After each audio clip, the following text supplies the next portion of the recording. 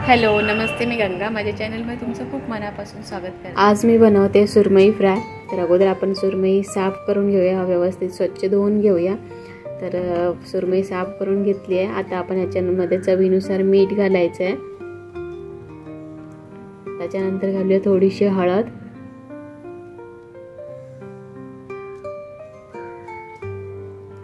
आता घालूया लाल मिरची पावडर,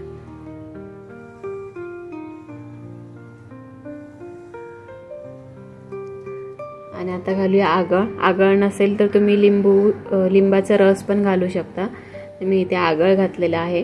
आणि आता व्यवस्थित मिक्स करून एक 15 ते 20 मिनिटं आपल्याला हे असंच मॅरिनेट करत ठेवायचं आहे, म्हणजेच मीठ आणि मसाला व्यवस्थित लागेल. आणि आता हे बघा 20 मिनिटानंतर मी आता फ्राय करायला घेते. छान असा मसाला मीठ सगळं लागलेलं आहे व्यवस्थित. तर इथे भिडं पण मी गरम करून घेतलेलं आहे. त्याच्यावर मी थोडंसं तेल घालते. मी जास्त तेल नाही वापरणार आहे, कमी तेलामध्येच हे फ्राय करणार आहे. तर थोडंसं तेल घालून घेतलेलं आहे. भिड्यावर व्यवस्थित पसरवून घेते तेल. आणि इथे बारीक रवा घेतलेला आहे, जो लाडू बनवण्याचा रवा असतो तो रवा वापरते मी. तर तो रवा घेतलेला आहे. त्याच्यामध्ये तुम्ही मीठ आणि मसाला पण ॲड करू शकता, पण मी असाच घेतलेला आहे रवा, कारण माशांना व्यवस्थित मसाला आणि मीठ लागलेलं आहे म्हणून. आणि अशा प्रकारे व्यवस्थित रव्यामध्ये डीप करून घ्यायचे आहेत आणि मग भिड्यावर ठेवायचे माशाचे तुकडे. तर अशाच आपण सगळे जे तुकडे आहेत ते घालून घेऊया. आणि इथे मी सगळे तुकडे जे होते ते रव्यामध्ये चांगले डीप करून भिड्यावर ठेवलेले आहेत. आता मी वरून पण थोडंसं तेल घालते.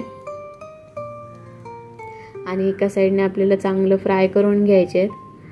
सारखे सारखे आपल्याला परतायचे नाही आहेत, तर ते एका साईडने अगोदर व्यवस्थित फ्राय होतील असे आपल्याला फ्राय करून घ्यायचे आहेत.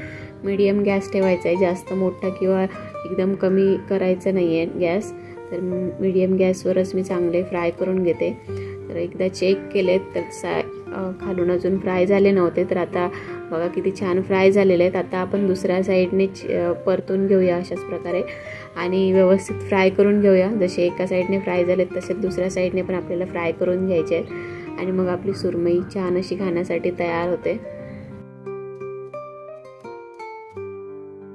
तर इथे बघू शकता छान अशी आपली सुरमई फ्राय करून झालेली आहे.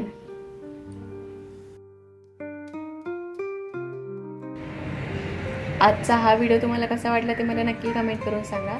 हा व्हिडिओ जर आवडला असेल तर व्हिडिओला लाईक करा, शेअर करा. आणि माझ्या चॅनलला जर तुम्ही अजूनपर्यंत सबस्क्राईब केलं नसेल तर प्लीज सबस्क्राईब करायला विसरू नका. सोबतच बेल आयकॉन पण प्रेस करा, म्हणजे मी जे पण व्हिडिओ अपलोड करेन त्या सगळ्या व्हिडिओचं नोटिफिकेशन तुम्हाला मिळेल आणि तुम्ही माझे सगळे व्हिडिओ बघू शकाल. थँक्यू.